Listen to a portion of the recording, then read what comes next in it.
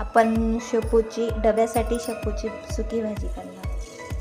त्याच्यासाठी मोहरी, हिंग, चिमूट,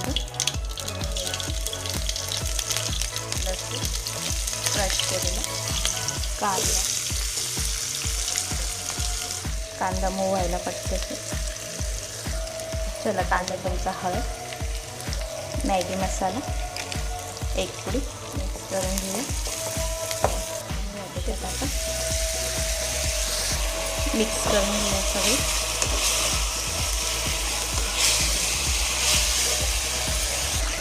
पाणी टाकायची गरज नाही, वाफेतच आपण हिला 5 मिनिटं शिजू देऊया. चला झाली का बघू का. झाली आपली भाजी. टाकून घेऊया, मिक्स करून घेऊया. चला झाली आपली भाजी. आता आपण सर्व करू.